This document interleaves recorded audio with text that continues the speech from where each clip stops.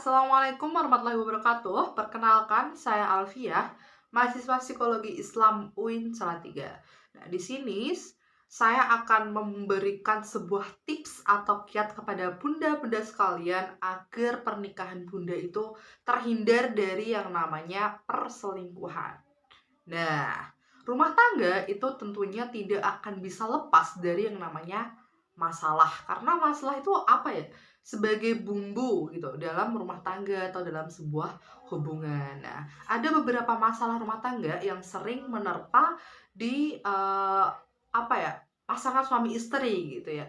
Ada banyak banget masalah-masalahnya. Nah, antara rumah tangga yang satu dengan rumah tangga yang lainnya itu pasti berbeda, nggak mungkin sama gitu.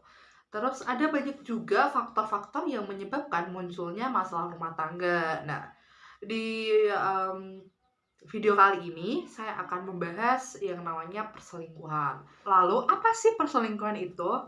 Nah, menurut Johnson tahun 2005 mendefinisikan perselingkuhan itu sebagai sebuah tindakan yang dirasakan dan dialami sebagai pengkhianatan yang menyakitkan dari suatu kepercayaan dan ancaman dalam suatu hubungan. Nah, tindakan ini merusak ikatan kasih sayang dan cinta pada pasangan. Jadi pada intinya, perselingkuhan ini tuh apa? Perselingkuhan itu tindakan menyeleweng berhubungan dengan pasangan lain di luar pasangan nikah tanpa diketahui oleh pasangan nikahnya gitu. Lalu ada beberapa faktor atau beberapa alasan penyebab suami atau istri itu selingkuh gitu. Nah, yang pertama itu ada tidak bahagia atau tidak puas. Ketika pasangan bunda-bunda sekalian itu tidak merasa puas atau tidak bahagia, itu sudah bisa dipastikan pasangan bunda itu bakal mencari kepuasan atau mencari kebahagiaan di luar gitu. Terus yang kedua ada kesempatan untuk berselingkuh. Nah, seseorang itu tidak bakal bermain ketika tidak ada kesempatan. Nah, salah satu contohnya itu LDR. Ya walaupun pasangan-pasangan LDR ini nggak semuanya selingkuh, tapi ya kebanyakan seperti itu gitu ya. Nah, contohnya tuh gini, ketika suami atau pasangan bunda gitu ya, pasangan bunda itu kerja di luar atau merantau di luar, terus itu kan akan mengalami yang namanya kesepian. Nah, kesepian inilah yang memunculkan atau menjadi faktor apa ya, pasangan bunda itu berselingkuh gitu. Yang ketiga ada pasangan mulai merasa bosan. Tidak bisa dipungkiri bahwa bosan itu pasti ada di setiap rumah tangga atau di setiap hubungan gitu. Maka dari itu, bagaimana caranya agar pasangan tersebut tidak merasa bosan? Misal gini, ketika perasaan bosan itu sudah muncul, ya gimana caranya biar hubungan tersebut tuh tidak bosan? Misalnya bisa melakukan apa ya, kegiatan-kegiatan atau hal-hal yang nggak pernah dilakuin atau hal baru gitu, biar apa ya, itu memunculkan sebuah sensasi baru atau apa ya, itu meningkatkan rasa rasa cinta gitu ya. Terus yang keempat ada merasa tidak dihargai. Ketika pasangan bunda itu tidak pernah dihargai atau tidak pernah diapresiasi, ya tentu pasangan bunda itu bakal mencari di tempat di mana pasangan bunda itu dihargai atau diapresiasi. Maka ya bunda tuh kalau misal lagi ketika suami bunda gitu ya, pasangan bunda itu bisa melakukan sesuatu, ya bunda bisa lah ngasih sebuah apresiasi atau sebuah dukungan gitu ya bunda. Terus yang kelima ada balas dendam dan perubahan fisik. Nah, balas dendam tuh gini, yang dimaksud balas dendam di sini ya, ketika pasangan bunda itu pernah selingkuh dan sekarang udah tobat gitu ya, udah berhenti gak selingkuh, tidak selingkuh lagi. Nah, tapi bunda masih ada nih rasa-rasa balas dendam atau rasa masih ada apa ya, rasa sedikit sakit hati gitu ya. Itu tuh gini, aku pengen nih pasanganku tahu apa sih yang aku rasain dulu gitu. Itu tuh menjadi salah satu faktor penyebab terjadinya perselingkuhan. Terus ada yang tadi ada perubahan fisik gitu ya.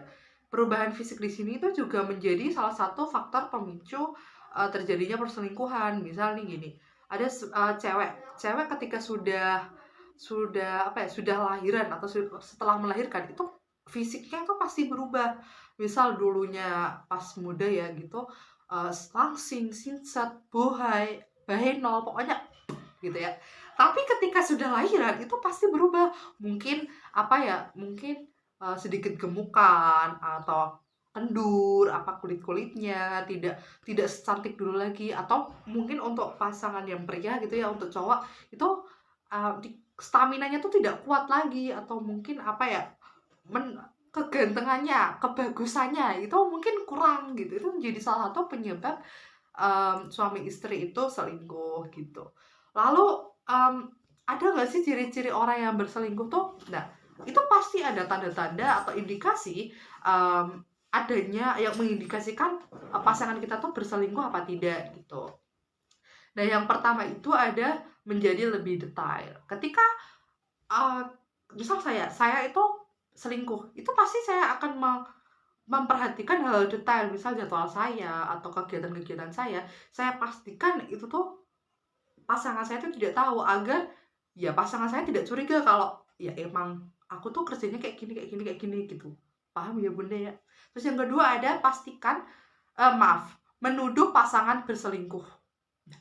Alih-alih untuk mengaku dirinya itu berselingkuh, dia pasti akan menuduh kamu tuh selingkuh loh, kamu tuh gini gini, kayak mencari alasan atau mengalih perhatian kita kalau kita tuh udah curiga. Jadi cara mengalihkan perhatiannya itu ya menuduh pasangan kita tuh berselingkuh gitu. Yang ketiga adalah lebih memperhatikan penampilan.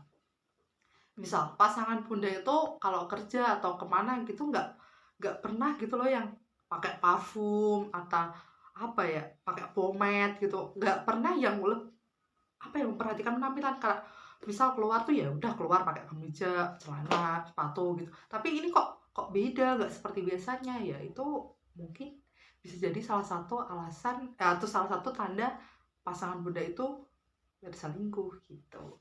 Terus yang keempat ada sering tidak bisa dihubungi. Nah, ketika kita telepon, kita WhatsApp, kita misal kita nanya kabar gitu ya, ayah lagi di mana sih, atau ayah lagi ngapain, tapi pasangan Bunda itu kayak ya susah gitu loh untuk dihubungi, misal, atau alasannya aku lagi sibuk kerja nih, aku lagi rapat, aku lagi apa, ada aja gitu loh alasannya, sehingga Bunda itu kalau mau hubungin pasangan Bunda itu susah gitu. Yang keempat ada bersikap dingin. Ini bersikap dingin, misalnya gini, kalau biasanya pasangan Bunda itu tuh hangat, terus suka bercanda sama Bunda, atau mungkin sering menghabiskan waktu sama Bunda, kok ini beda ya, kok dia kok lebih cuek ke aku, terus kok lebih nggak pernah perhatian ke aku lagi, ya itu mungkin menjadi tanda-tanda pasangan Bunda itu selingkuh. Terus yang keenam ada mudah kesal. Mudah kesal di sini atau mudah marah di sini tuh nggak yang misal kita ngelakuin hal-hal yang bener-bener kayak salah banget, terus ya itu tuh wajar. Tapi kalau misalnya gini loh, kita lagi bercanda bareng, terus mungkin lagi nonton TV, terus kita cuma ngasih celutukan dikit gitu loh, kayak yang biasanya kalau kita bercanda kayak gitu tuh nggak marah, nggak biasa aja. Tapi kok ini kok dikit-dikit marah, dikit-dikit kesel, dikit-dikit ya seperti itu. Itu mungkin menjadi salah satu tanda kalau pasangan Anda itu berselingkuh. Terus yang ketujuh ada sibuk dengan ponsel. Nah, ini yang biasanya terjadi ketika itu sering gini loh, 24 enggak 24 jam sih, tapi lebih sering menghabiskan waktu di ponsel. Nah, atau mungkin gini, biasanya tuh password HP-nya tuh 1 2 3 4 5 6 gitu. Tapi tiba-tiba diubah tanpa pengetahuan kita, dan kita tidak bisa membuka HP pasangan kita, karena ya di HP pasangan kita tuh banyak banget aib gitu ya, banyak banget apa ya, ya hal-hal yang disembunyikan atau rahasia-rahasia yang kita tidak tahu, seperti itu. Ya mungkin tanda-tanda ini tuh tidak selalu begitu gitu, tapi ini tanda-tanda yang umum yang sering terjadi di rumah tangga atau di sebuah hubungan, seperti itu. Lalu ada nggak sih tips-tips atau kiat-kiat agar rumah tangga kita tuh tetap utuh atau terhindar dari perselingkuhan? Tentu ada dong. Yang pertama, jangan berpikir Anda tidak akan selingkuh. Nah, menurut Alexandra Solomon, seorang psikolog klinis di Amerika Serikat, itu menyarankan untuk pasutri atau pasangan suami istri untuk jangan keburu yakin bahwa hubungan mereka tuh sempurna tanpa cacat. Kok bisa sih? Kok itu menjadi menjadi sebuah tips nih? Kenapa? Karena gini, penyebab perselingkuhan itu belum tentu orang ketiga. Bisa jadi itu dari diri bunda sendiri atau dari diri pasangan bunda gitu loh. Jadi itu tuh menjadi, kalau kita merasa tidak yakin kalau hubungan kita itu baik-baik saja, kita akan lebih waspada, lebih peka terhadap hal-hal yang menggoda kita. Yang kedua ada pastikan saling memenuhi kebutuhan satu sama lain. Nah, sebagian besar kasus perselingkuhan itu dipicu oleh hasrat memenuhi kebutuhan fisik dan emosional yang tidak bisa didapat dari pasangan resminya gitu. Jadi pasangan bunda itu pasti akan mencari kepuasan di luar gitu. Nah, mungkin itu bisa jadi. Yang kedua ada pastikan saling memenuhi kebutuhan satu sama lain. Nah, sebagian besar kasus perselingkuhan itu dipicu oleh hasrat memenuhi kebutuhan fisik dan emosional itu yang tidak bisa didapat dari pasangan resminya. Itu kenapa tips menghindari selingkuh ala psikolog klinis Alicia Kalk adalah dengan memastikan kebutuhan masing-masing pihak saling terpenuhi gitu. Saling evaluasi satu sama lain, atau introspeksi gitu, apa sih yang kurang dari rumah tangga kita, terus gimana sih cara kita meningkatkan kualitas di rumah tangga kita gitu. Nah, caranya tuh gini, sesekali kita meluangkan waktu untuk diskusi atau untuk sesi diskusi ya, di sini tuh bisa untuk evaluasi terus introspeksi, apa sih yang kurang dari rumah tangga kita, atau apa yang perlu kita perbaiki gitu loh. Nah, dengan begitu, eee, pasangan bunda atau pasangan suami istri ini akan sama-sama tahu apa yang harus dilakukan untuk memperbaiki dan meningkatkan kualitas rumah tangga gitu. Yang ketiga ada jangan buka celah sedikit. Nah, menghindari selingkuh itu harus diawali dari diri sendiri gitu, dari diri bunda sendiri gitu. Perselingkuhan itu tidak akan terjadi apabila tidak ada yang membuka celah dari atau di luar rumah tangga gitu. Faktor pemicu selingkuh itu bisa datang dari mana saja. Nah, contoh kecilnya tuh dari sosmed.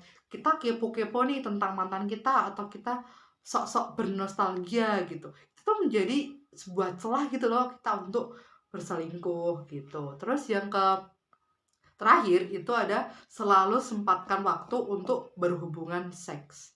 Nah, wajar apabila hasrat berhubungan seks dengan pasangan itu lama-kelamaan menurun gitu. Nah, wajar kalau hal seperti itu tuh terjadi. Apalagi kalau setelah hamil, punya anak, hingga ditambah sibuk masalah pekerjaan, ya akan mengurangi waktu dan gairah untuk bercinta. Nah, menurut psikolog Alicia itu menyatakan bahwa kehidupan seks pasutri yang suram dapat menggobarkan niat untuk berselingkuh. Nah, ketika hasrat seks kita tuh kurang atau menurun, ya pasangan kita tuh pasti akan mencari kepuasan di luar gitu loh, nggak dari pasangan kita, dari pasangan resmi kita gitu. Nah, nih, hubungan seks itu dapat mendorong reaksi kimia di otak yang meningkatkan rasa sayang, keterikatan, dan kesetiaan antara pasangan.